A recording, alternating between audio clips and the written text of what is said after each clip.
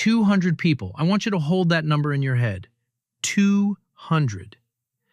200 educated, accomplished, powerful people watched Jeffrey Epstein traffic children for over 2 decades and did nothing. They knew. They went to his dinner parties anyway. They flew on his plane. They visited his island. And then they went home, kissed their own children goodnight, and slept like babies. And I think we've been asking the wrong question about this case. For years, the question has been, what was wrong with Jeffrey Epstein? And sure, that question has answers. Psychopathy, narcissism, predatory behavior at clinical scale. But that question is boring. It lets us off the hook because it frames this as one monster doing monstrous things, and the rest of the world as innocent bystanders. What was wrong with the 200? Because Epstein couldn't have operated for a single year without them. He needed the pilot who flew the plane and didn't ask about the passengers. He needed the assistants who booked the massages. He needed the scientists and politicians who lent him credibility by showing up at his events. He needed 200 people to look at what was happening and decide, consciously or not, that it wasn't their problem. And here's the uncomfortable part. Psychology says you would have been one of them. Not because you're a bad person, because you're a person. Period. Let me take you somewhere unexpected. Forget Epstein for a minute. I want to tell you about a laboratory in Connecticut in 1961. A young psychologist named Stanley Milgram is designing what will become the most disturbing experiment in the history of social science. Milgram is Jewish. The Eichmann trial is happening in Jerusalem. The whole world is watching a man who organized the murder of millions explain, calmly and articulately, that he was simply following orders. And Milgram is haunted by a question. Not, why did the Nazis do it? Too easy, too distant. His question is sharper. Could Americans do the same thing? So he brings ordinary people into his lab. Teachers, insurance salesmen, nurses, people with mortgages and kids in Little League. He seats them in front of a panel with switches, each one labeled with a voltage. 15 volts at one end, 450 volts at the other. 450 is labeled in red. Danger, severe shock. The volunteer is told to administer a shock every time a learner in the next room gets a quiz answer wrong. The learner is an actor. The shocks aren't real. But the volunteer doesn't know any of this. At 75 volts, the learner grunts in pain. At 150, he screams and begs to be released. At 300 volts, he slams the wall and goes silent. Total silence. And when the volunteer hesitates, when they look at the scientist in the lab coat and say, "I don't think I should continue," the scientist says 4 words. "The experiment requires that you continue." No threat, no coercion, no gun to their head. Just a calm man in a white coat saying, "Continue." How many people went all the way to 450 volts? 65%. Sit with that for a second. Not 1 in 100, not the fringe, nearly 2 out of 3. And these weren't psychopaths. Many of them were crying while they did it, trembling, begging the scientist to let them stop. And when the scientist said continue, they continued. Milgram expected single digits. He wanted to prove that Americans were different, that democracy built something in people that resisted blind obedience. When 65% hit maximum voltage, it broke him. He spent the rest of his career trying to understand not why people obey, but what it takes to make them stop. The answer, quiet and devastating, is one detail about this experiment that almost never gets mentioned. In the version where another volunteer was in the room and that volunteer refused to continue, compliance dropped from 65% to 10. 65 to 10. Because one person said no. One ordinary person, visible in the room, saying, "I won't do this." No speech, no protest movement, just one visible refusal. Now, I want to tell you about another room, a much more expensive one. It's 2011, Jeffrey Epstein's Manhattan townhouse. He's already a convicted sex offender. Pleaded guilty in 2008 to soliciting a minor for prostitution. Did 13 months in a county jail where he was allowed to leave for 12 hours a day on work release. That's public record. It's in the newspapers. Everyone knows. And the guest list at this dinner party includes a former Treasury Secretary, a Nobel Prize-winning scientist, and at least one tech billionaire whose daughter would later confirm, publicly on social media, that her father had exchanged emails with Epstein. That social media post became the single highest engagement Epstein post in the history of Reddit. 50,000 people upvoted it. But here's what fascinates me. No one at that dinner was stupid. These aren't people who miss details. These are people whose entire lives are built on processing information faster and more accurately than everyone else. They knew who Epstein was. They knew what he'd been convicted of. And they came for dinner anyway. So what psychological mechanism allows that? What's the cognitive architecture that lets someone sit across from a convicted child sex offender and eat risotto? Albert Bandura answered this question in the 1990s, and his answer is more frightening than anything Milgram found. Milgram showed us that people obey authority. Bandura showed us something worse. People don't even need authority. They can do it to themselves. He called it moral disengagement. And it's not about being evil. It's about the tricks your brain uses to let you keep thinking you're good while doing something terrible, or while doing nothing about something terrible. Here's how it worked in Epstein's world. First, moral justification. He's already served his time, he's a changed man, and he throws extraordinary parties. Les Wexner, the billionaire behind Victoria's Secret, Epstein's original mentor and financier, called Epstein his most loyal friend.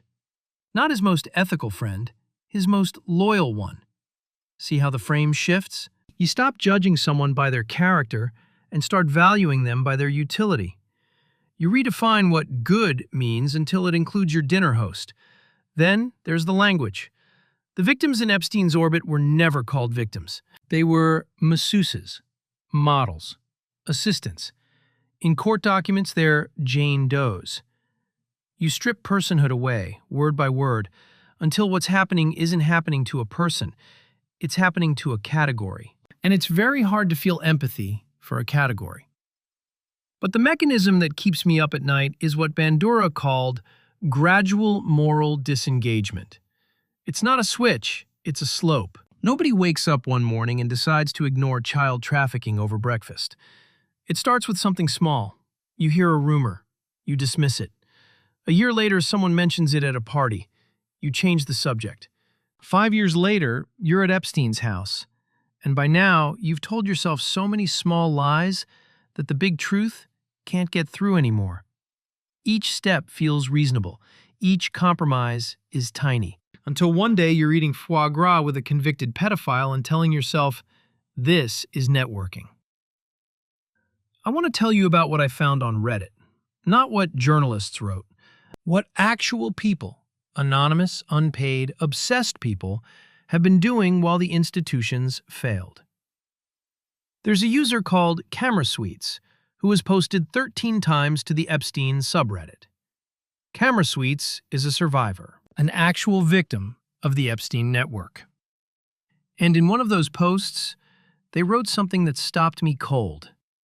They said they had a breakdown when the Netflix documentary came out. Not because of the content, because of how many people watched it and still did nothing. Millions of people consumed their trauma as entertainment and then scrolled to the next thing. That's the bystander effect. Not in a textbook, not in an abstract, in a real human being's words. Then there's a user called Who is Jolyon West? 36 posts, deep dives, Les Wexner financial connections, Kissinger ties, network analysis that would make an intelligence analyst nervous. This person has done more investigative work on Epstein than most newsrooms, and someone, we don't know their real name, quit their job to run a website called EpsteinExposed.com. Full-time, no salary. 12 days in, they posted on Reddit about what it's like. That post got 33,000 upvotes. 33,000 people essentially said, "Thank you for doing what I won't." Here's the number that bothers me. When we analyzed the entire Epstein subreddit, 470 posts, hundreds of thousands of comments, we found 25 people who posted more than 3 times. 25 persistent voices in a community of hundreds of thousands. 25 people did the actual work. Everyone else watched. That is the bystander effect operating at internet scale. And it mirrors exactly what happened in Epstein's real-world circle. A few people screamed. 200 people covered their ears. There's a political dimension to this that I need to address because it's the elephant in every room where Epstein is discussed. The single most upvoted comment we found, across all the data, all the threads, said this: "People turning this into Democrats versus Republicans instead of the people versus pedophiles in government is proof that America is full of the dumbest, most worthless people on the planet." 44 upvotes doesn't sound like much compared to the post scores, but in a comment section, that's someone who said what everyone was thinking. Both Bill Clinton and Donald Trump are on the flight logs. The pilot testified to both of them flying multiple times. And what happens every single time this comes up? People defend their guy and attack the other one, using the same evidence, in the same thread, sometimes in the same sentence. This is moral disengagement at population scale. You pick a political team and suddenly evidence becomes selective. The flight log that proves they're guilty simultaneously proves we're innocent. The same document, the same names, 2 completely different realities. And this is how the cover-up sustains itself. Through us. Through the very human tendency to process inconvenient truths through the filter of tribal loyalty. Epstein's greatest protection wasn't his money or his blackmail. It was partisanship. I've been thinking about Hannah Arendt a lot while working on this. In 1961, same year as Milgram, and I don't think that's a coincidence, Arendt traveled to Jerusalem to watch the trial of Adolf Eichmann. Eichmann organized the logistics of the Holocaust, the trains, the schedules, the gas. She expected to find a monster. What she found was an accountant. He wasn't raving, he wasn't gleeful, he was boring. A middle manager who followed protocol, filed reports, and considered himself a decent family man. And from watching him, Arendt coined a phrase that would crack open an entire field of philosophy: the banality of evil. Evil, she argued, doesn't look like evil. It doesn't twirl its mustache. It doesn't announce itself. It files paperwork. It sends polite emails. It attends dinner parties and contributes to charities and has strong opinions about wine. And this is the real horror of the Epstein case. The machine around him was operated entirely by people who considered themselves good. The pilot was doing his job. The assistants were answering phones. The lawyers were practicing law. The scientists were accepting research funding. Each one, in isolation, was doing something completely unremarkable. Nobody needed to be a villain. The system just needed everyone to be ordinary. There's one more thing I want to leave you with, and it goes back to Milgram. 65% obeyed all the way, but when one person in the room refused, it dropped to 10. The most powerful finding in the history of obedience research isn't about obedience, it's about defiance. One visible no changed the math for everyone. When I look at the Epstein case through that lens, the tragedy becomes almost unbearable in its simplicity. It didn't need a hero. It didn't need a whistleblower willing to die. It needed one person at one dinner party to put down their fork and say, "I'm not comfortable being here."